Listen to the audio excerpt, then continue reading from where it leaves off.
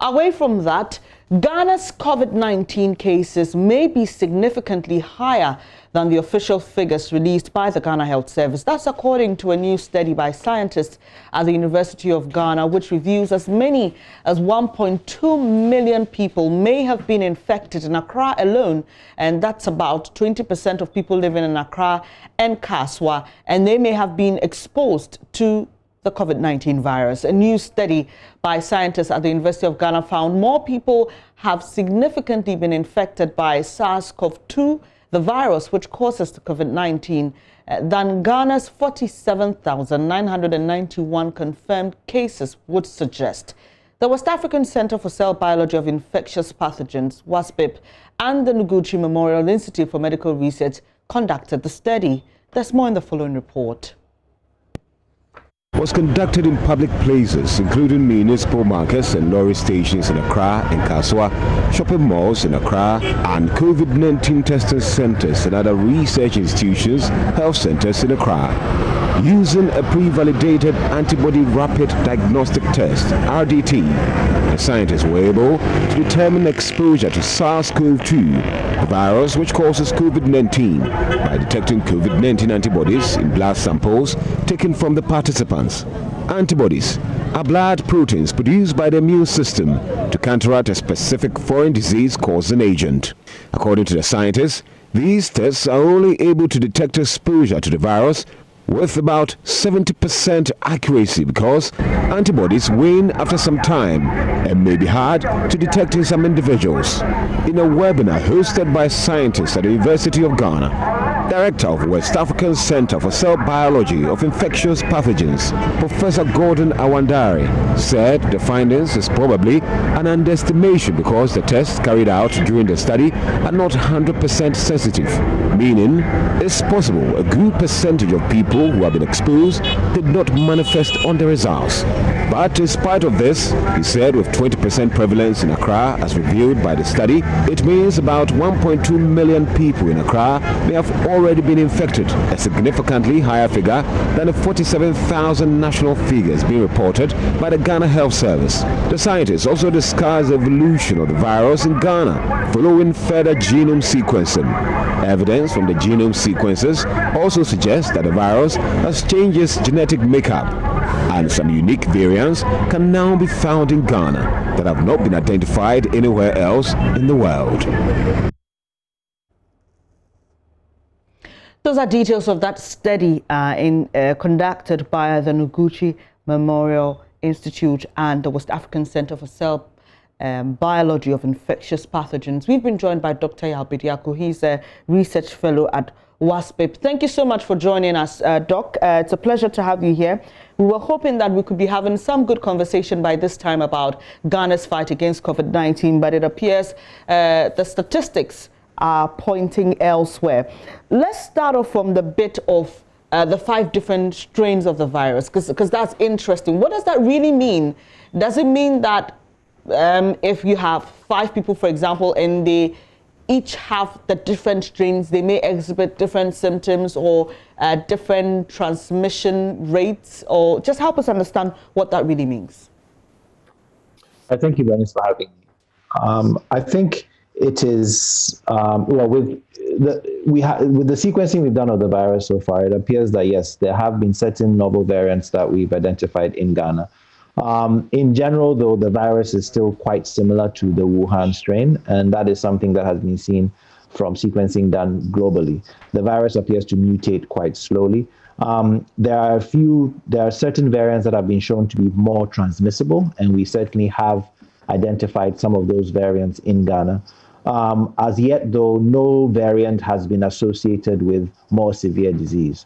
So some variants appear to be transmitted more easily, but as yet, no variant has been associated with worse outcome as far as disease goes.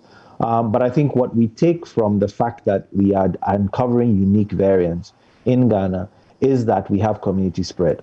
So if all the cases were imported, then all our viruses should look identical to what has been reported elsewhere.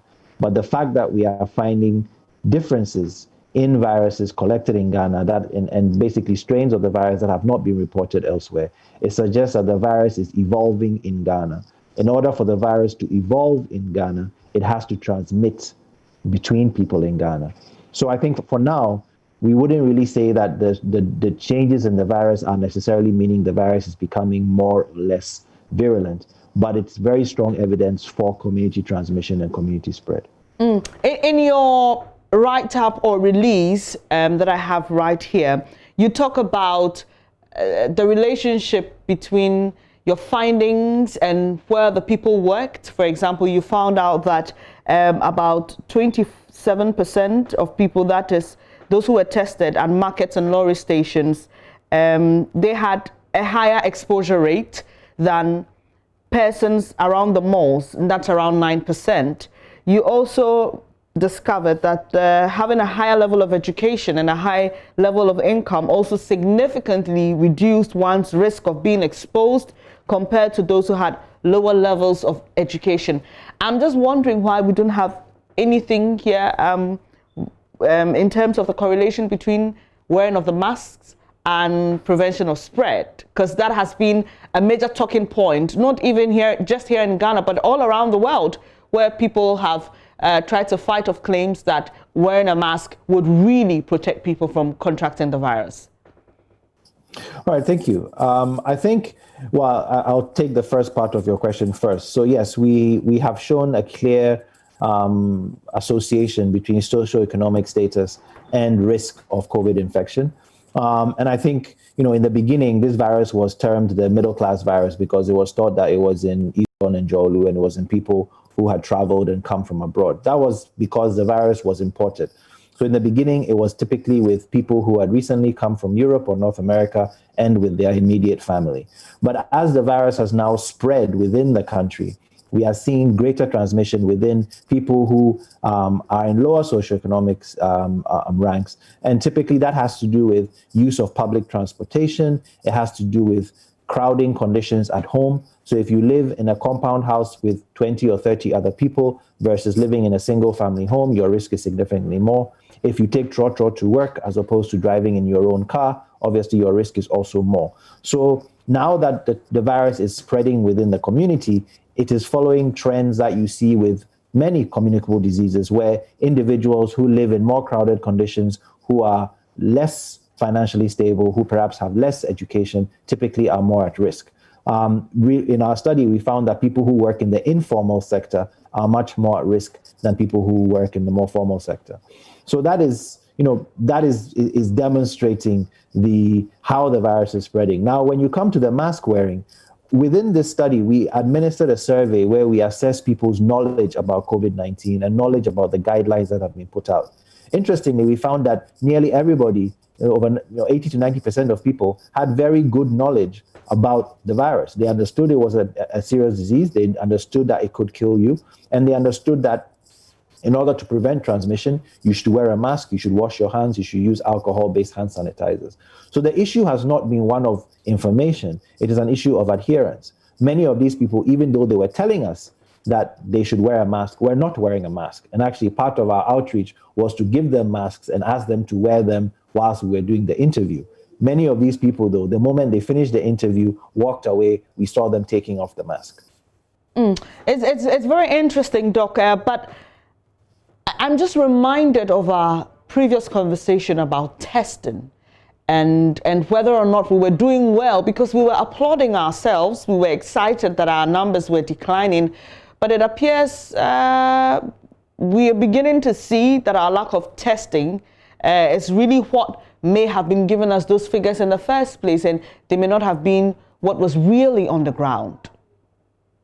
Yes, you're exactly right. I mean, I think I've been on your program and others, and a number of my colleagues have done. And, we've pointed out that with a virus, the disease such as this, that is largely mildly or asymptomatic. So for over 80% of people who get infected, they won't show any symptoms. It's difficult to detect this virus unless you are actively testing for it. And in the beginning of the pandemic in Ghana, we were very aggressive in testing. We had a mass contact tracing exercise, mass testing. And so we really went after looking for these cases. Now, in subsequent months, our approach has changed. The guidelines in terms of testing have now shifted. So now we are focusing on seriously symptomatic people. And so that, many of us have been saying the decline in cases is not a reflection of the fact that the virus is under control. It is simply a reflection of the fact that our testing protocols have changed. So now our testing is focused on people who are symptomatic. We are not going out to test contacts. Now, part of the rationale for that has been the cost of the test and the fact that it would appear as though the case fatality rates in Ghana are lower than they are in other places. And so the argument has been how many resources do we put into mass testing? But that point well taken, it also means that we cannot therefore place a lot of stock in the fact that we have 300 active cases or now we have about 500 active cases. That is not an indication of how much COVID is in Ghana. That is simply an indication of how many people we've tested.